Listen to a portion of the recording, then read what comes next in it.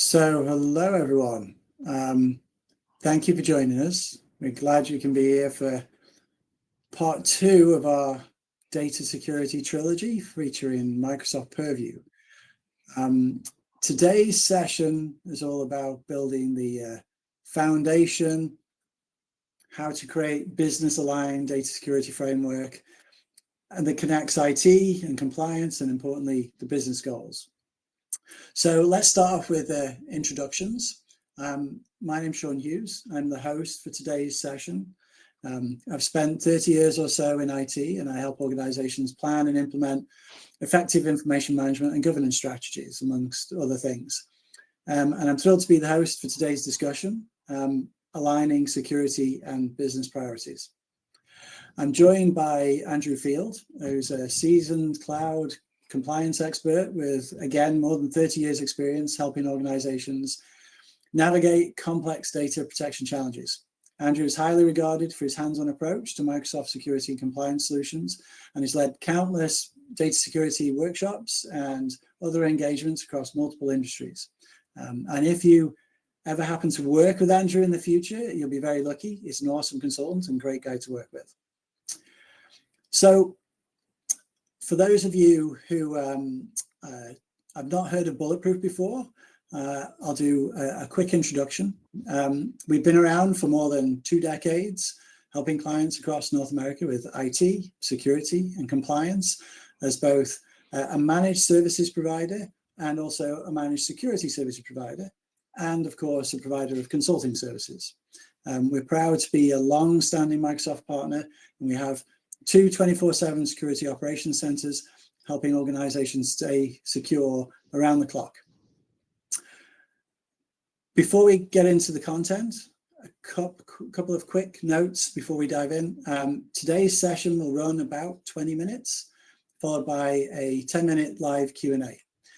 Feel free to drop your questions into the chat as we go, and then we'll address all of those at the end during the Q&A session. Okay, so that's enough from me. We're going to jump in, and I'm going to hand it over to Andrew. Take it away. Thank you very much, Sean. I love being described as seasoned, right? It's so much better than maybe senior. I think for anyone out there, if maybe it's a euphemism, so that's great. Thank you. So what we're going to do today, I'm going to kind of get this slide show kind of moving here. In today's agenda, so in the first part, I have 2 slides which is going to kind of wrap up the first part where we sort of talked about the need for a data security framework and where it can kind of benefit. And in today's session, what we're going to talk about is if we were to implement data security using Microsoft Purview, sort of what is the foundation? Like what would that initiative or that project or that sort of look like? And again, so in today's session, it's about 20 minutes long. We're just going to kind of skip over the waves. And this is always, depending on your organization and your maturity in your industry, your data security framework could look or would look maybe definitely a lot more complex than this. So let's jump in. So just as a recap, why data security matters more than ever. We have over on one side, we have our operational continuity and financial protections and definitely the organization's reputation. And that is all being protected by your data security framework. And, it's protecting us from the social engineering and the malware and some of the data breaches, insider threats, human errors, things like that. So definitely it's very, very important. And so from our data security framework, what do we want it to do? So really we want it to answer these questions. And again, if you missed part 1, you can kind of go back to it, but it's really around our data. Where is it? Who owns it? How is it used? Those are some of the basic questions. And then how do we kind of operationalize our the actual incident responses, and how do we mature the framework model? So, and the benefits from having a data security framework is definitely if you're in a regulatory environment, it aligns with some of those regulations, kind of give you that checkbox that yes, you're doing your due diligence. It also helps things that come out of your framework help with strengthening your decision making. It basically puts out roles and responsibilities, who's responsible for what, so that it's when something comes up, you know who to go to. It also, you know, from it gives you kind of this onboarding on how to train your people, what you're supposed to look like, and it ensures that when you're doing any kind of incident response over top of all the bad things that might happen, is that you have a very clear way of going down through it. All your investigators are maybe doing it correctly. And your data framework, you know, would help direct things like, at what point do you bring in HR? What point do you bring in that person's manager, right? To maybe rectify some of that maybe bad behavior that you're seeing. So all that being said, that was sort of from the first session. So for now, we want to kind of talk about, if we were to start a project, what does this look like, right? And so from a foundational point of view, you know, we sort of start talking about assembling the team. You really want to have a C-suite sponsor, right? If your data security initiative is being, you know, if the sponsor is the director of IT, maybe even the VP of IT, you might be running some risks in that, you know, because if we remember all those questions that we're asking, you know, about who owns the data, it's the business. So when you start kind of putting in your data security framework, and at some point you're deciding you want to kind of block data or you want to block a behavior, you know, you have to have the buy-in of whoever owns that data, you know, and that person might not be in IT. So, and you might have issues, you know, going to finance and getting finance even to participate. So the C-suite sponsor definitely can kind of help pave that road for you, make things a little bit smoother. The other thing we kind of point out here, and we've talked about it before, is the business unit involvement. We want to, you know, you need to get those people in the room. They need to be present. And we're going to kind of show you how to do that, right? And what they can add to the story. So having the right people, and definitely the very last one there, communications and training. So this data security isn't going to work unless you can get your staff to adopt it, right? And that adoption, that requires communication and some measure of training. So they should be in the project so that they can get the goals right, they can get the training kind of right, and suddenly, you know, your communication training is not going to be an afterthought. Now, within the project, you really want to kind of scope on what data, what types of data do you want to kind of include in your data security? And you know, sometimes what can happen is you can kind of have a matrix. And if you go back to the business and you ask them, what is important? There's two things sometimes, is to talk to them about, you know, what are your data types that have value, right? And if you think about sort of a 4-quadrant sort of section where you have the value of the data versus the criticality of what would happen if you lost the data, you know, and you can have the different business units sort of plot their different data types. And all of the data types, you know, if you're looking for a place to start, all the data types that have a criticality to them, you know, and a value to them, that would be a great place to start, right? Because that's where your risk is. So you have to kind of scope out the types of data to include. You want to figure out how are you going to be doing classification. We have a slide specifically on that. And you also have to take into account some realistic schedules. And again, we're going to have another slide here later on. So we sort of break this down into 3 pillars. One is all about data discovery and inventories, right? And as this, you know, why it matters, you can't protect what you don't know exists.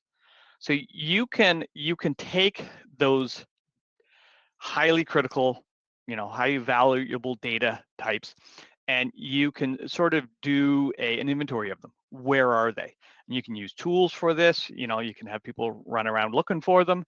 But once you have a list of all the different repositories that these data types are stored in, is if you don't know who owns those repositories, this is a great time to go back to the business, right?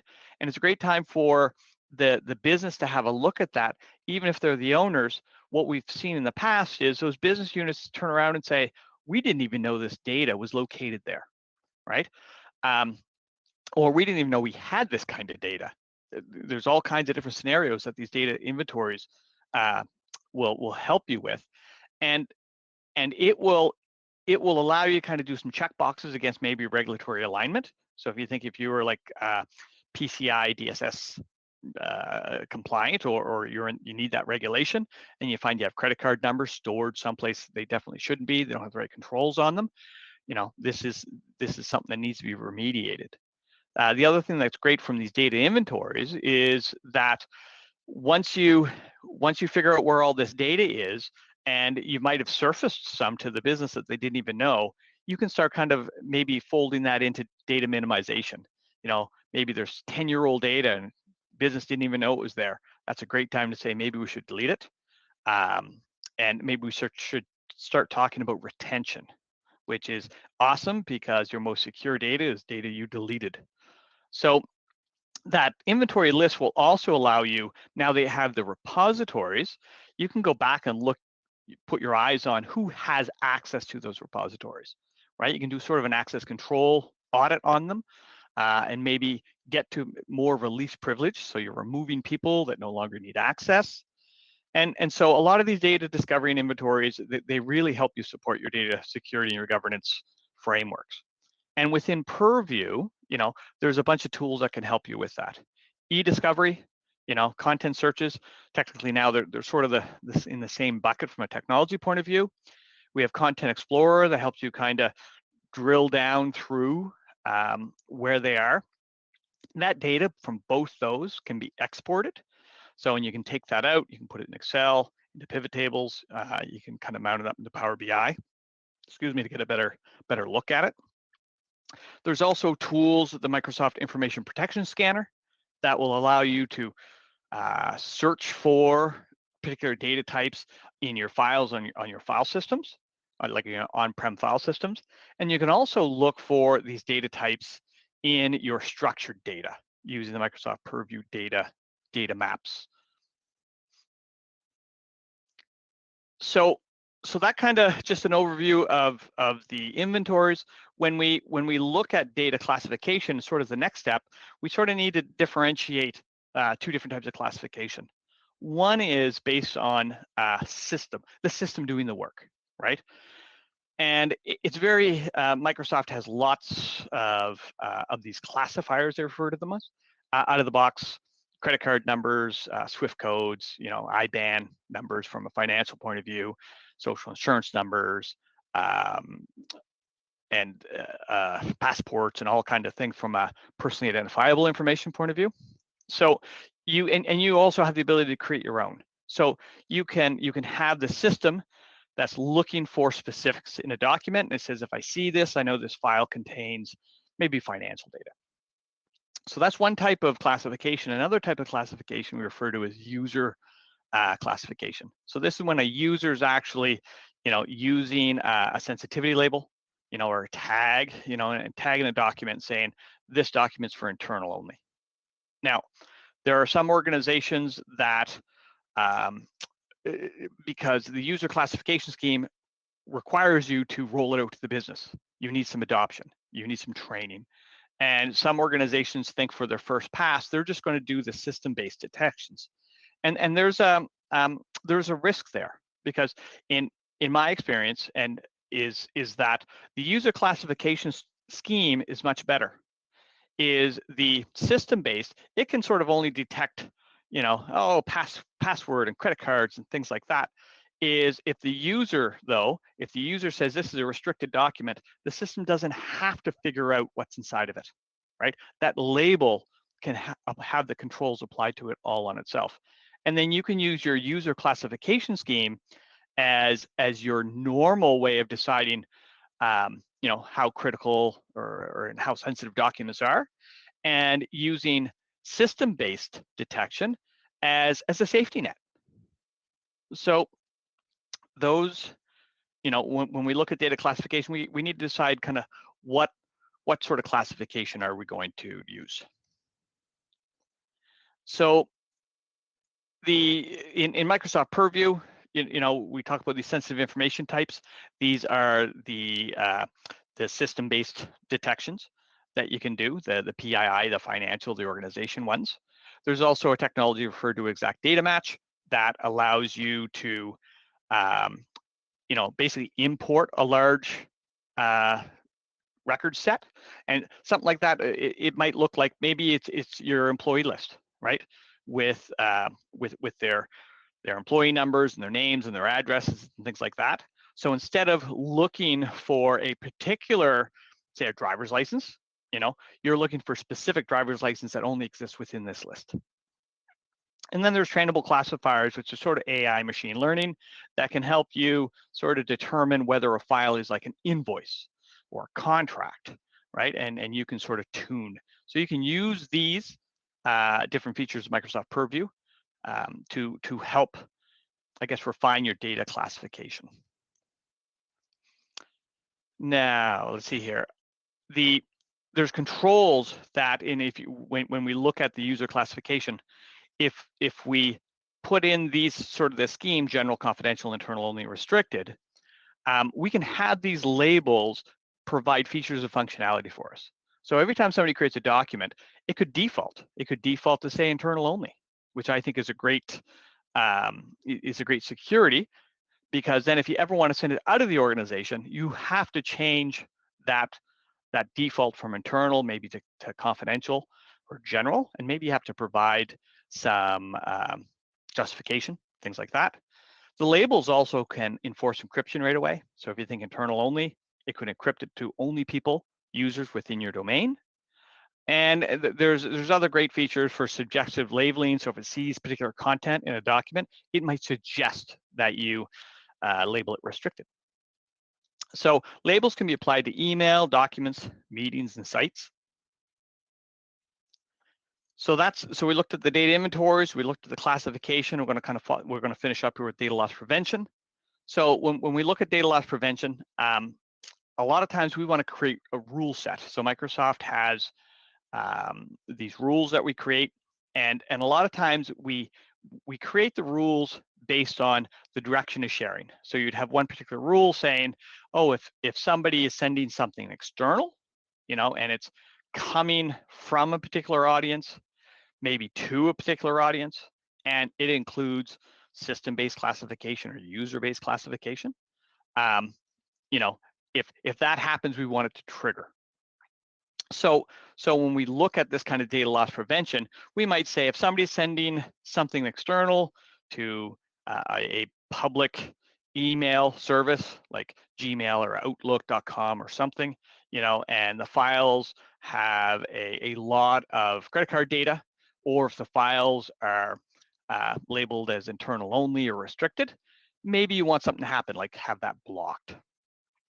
So when we do our data loss prevention, we also want to make sure that the logs of what happened get kind of flagged, right, and sent to the right people. So we need to report on it. So the business really needs to get a baseline of how data is being sent around, and we can do that using data loss prevention rules.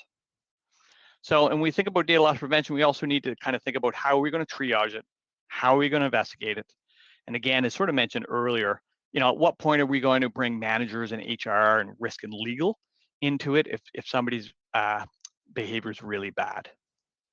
So within data loss prevention, we can have that on Exchange, SharePoint, OneDrive, Teams, endpoint devices, and we can have conditions, around specific content sharing, as I said in my previous example, being sent to specific domains. There are a lot of different sort of conditions that we can use. These are just some of the very common ones. And when we look at the actions, we can have the action of a triggered rule just monitor or encrypt it or block it, but make a user provide an override, which is a great feature, because now, it's that sobering second look. Are you sure you want to do this? Give us the reason why. And then they kind of rethink maybe what they're doing. And this block with override kind of stops that mistake when you're filling out an email and maybe you have an important document on there, you think you're sending it all internally. And of course, you're filling out the CC line and there's a mistake and you put the wrong John Doe on it. And it's John Doe from another company. This kind of thing would say, whoa, we're going to block this unless you tell me why. And then people can look at it and say, oh, that's the wrong John Doe. So, and this is the challenge. The challenge is really about how do you minimize when it comes to blocking? How do you minimize the loss of productivity? And we do that through what we refer to as a crawl, walk, run. So we take our data loss prevention rules, and when we first put them out, even if the rule's intent is some data block, we're just going to monitor. And while it's in this monitor state, we're going to look at the logs and say, oh, here's one. Did we really want that situation to be blocked? And a lot of times when you first roll it out, your answer is no, because you didn't understand all your audiences or all the use cases or all the processes. And you'll take that and you'll refine your data loss prevention rules until at some point you're looking at it and you're saying, every time it's actually being flagged to block, I really wish we would have blocked. At that point, you can kind of move it up into the walking stage, and at that point you're notifying users. Maybe you have some basic controls on there, and and that user notification might be, hey, do you know you're about to do this? And starting on December 1st, this is going to be, we are going to block this type of behavior, and if it's part of your job, please reach out. So in the crawl phase, you can sort of have the administrators and the people in the back end and the business saying whether something's right or wrong. And then when you do the walk stage, you can have users that self-identify, hey, I'm special. This is something I do once a quarter, which might not have got caught during the crawl phase. But then, again, and as all the logs you start getting are working right, you move it to the run stage where you're actually doing the blocking. And now you've done all your due diligence sort of to keep the issues from impacting your organization. So very last two slides, again, so data security is not a switch, that you just turn on. This is, there's a lot of change management involved. It is something that is going to mature over time, as you saw in that crawl, walk, run. And some of those rules will take longer than others to get to that run stage. And what we need to recognize is, even if we do everything right, we identify our data, we identify our people, we have all of our rules, is your business is going to evolve. The people in your business will start working with different data. Their roles will change, and the processes who you share with your partners will change. So you need to have in your data security framework, you need to have the ability to iterate and constantly be updating your data loss prevention. So that is our rapid fire. So basically key takeaway, data security, should be business aligned. Your data discovery and your inventories are fundamental for the growth of your data security framework. And your data classification can really drive that protection by allowing users to signify whether data is sensitive. And really, when you start your data loss prevention, you need to start at monitoring so you can get that baseline. Hey, Sean. Okay, awesome. Thank you, Andrew. That was great. We do have a question in the chat. I'll come to that in a second, but I just want to give everyone the opportunity to add any questions they have. Hopefully everyone here saw the first presentation you gave a few weeks ago. So if anyone has any questions about the practicalities of this, involving the business, the change aspects, the technical side of things, now we're starting to talk about some of the product. If anyone has any questions at all about that, please pop it in the chat while we have just a few minutes left. So there is a question. I'm going to change it a little bit in the chat. So where is the best place to start improving your data strategy? And is the data security workshop the answer? And I'm going to add to that and just say, and also, how does the data security workshop kind of support the message you just provided? What would you say? Okay. I'm going to say, so this comes from Stella. Thanks, great question. Yeah. So Microsoft has a data security workshop. I think maybe is what she's referring to. Yes. that sort of helps. It's like a primer, right? Gets you going. It's not necessarily a proof of concept. Microsoft says we can't call it a proof of concept, but it definitely gives you a good understanding of what you need to do. So for organizations that have been sort of pushing their data security can down the road, right? This is a great place to start, especially so a lot of times Microsoft might fund this depending on your industry and your size and your licensing and things. So it's really a great budget-friendly way to get going, because what you're going to see is you are going to see the data inventories, how to do it. You are going to get a little bit of a pilot around data loss prevention. It's all in monitoring. There's no impact to the users type thing.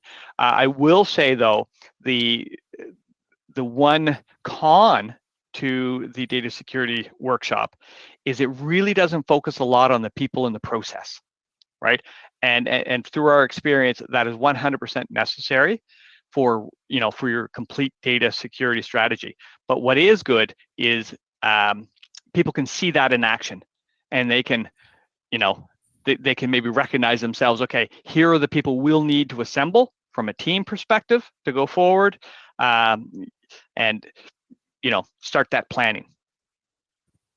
Yeah, excellent. Okay. Yeah, and the data security workshop has been a great starter for a lot of our clients. Absolutely. We have an interesting question from Sai, if we've got your name right there. If we encrypt the data using sensitivity labels, does it reduce the chance of ransomware or threat actors being able to apply encryption to such documents? It does not help you with ransomware, because an encrypted document, a encrypted Word document, can be re-encrypted, right? So, or double encrypted, however, or triple encrypted. So, no, that this encryption through labels, doesn't sort of help you. So, encrypted labels really do help if you have turnover in staff. If you're sending documents outside, because your encryption, you can have them expired, right, on a particular date, or you can have the label connected to a group of people. So only people in that group can open them. And when you're removed from the group, you'll lose access to be able to decrypt that document, right? Those are some use cases that it really does kind of highlight, especially around internal only, everybody from your corporate domain, or a group of people that perhaps is your board of directors, right? And as board of directors leave, if they've saved these documents and kept them at home, well, they'll lose access to them.